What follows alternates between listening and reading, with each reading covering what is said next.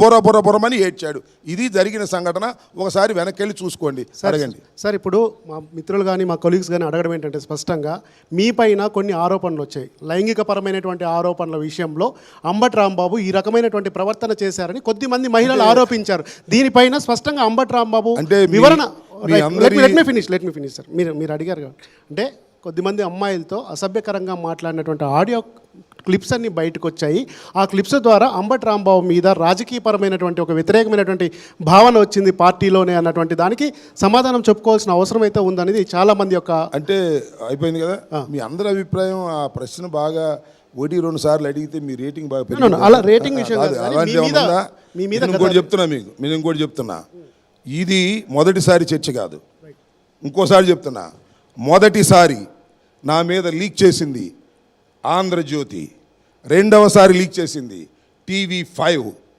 వీళ్ళు రాజకీయంగా నా మీద కక్షతో చేస్తున్నటువంటి ఒక తప్పుడు ప్రచారం.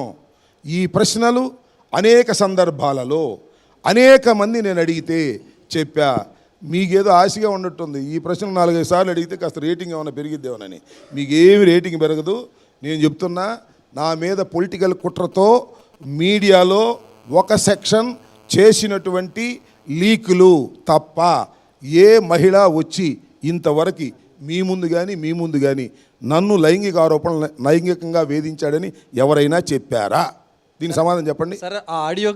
చెప్పారా అని అడుగుతున్నా, చెప్పండి. దీనికి సమాధానం చెప్పండి. ఆడియోకి సంబంధించి మీరు ఇది చెప్పండి, దీనికి సమాధానం చెప్పండి. నేను అడుగుతున్నా మిమ్మల్ని. సుకన్య సంగతి చెప్తా. ఆడియో మీద మీ అభిప్రాయం ఏంటి?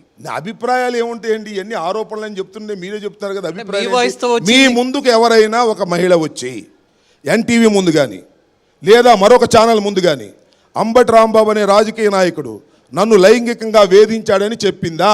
మీరు రాకుండా చేశానా? ఓకే, మీకు బాగా తెలుసు అనుకుంటాను. సార్, రాంబాబుకు పేర్లు ఎక్కువైపోతున్నాయి. రాంబాబు, కాంబాబు, శ్యాంబాబు, ఇప్పుడు దురుసు నోటి రాంబాబు అని. సరే, అవన్నీ ఆరోపణ. రాజకీయాల్లో ఉన్నప్పుడు ఆరోపణలు ఉంటాయి. చంద్ర, రాజకీయాల్లో ఉన్నప్పుడు 100 రకాల ఆరోపణలు ఉంటాయి. ప్రతి ఆరోపణని ఎదుర్కొంటాం.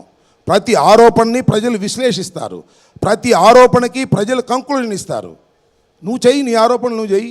చంద్రబాబు ఆరోపణలు చంద్రబాబు చేయమను, పవన్ కళ్యాణ్ ఆరోపణలు పవన్ కళ్యాణ్ చేయమను, లోకేష్ ఆరోపణ చేయమను, ఆంధ్రజ్యోతి ఆరోపణ చేయమను, TV5 ఆరోపణ చేయమను, ఈనాడు ఆరోపణలు రామోజీరావు చేయమనండి. మాకేం అభ్యంతరం?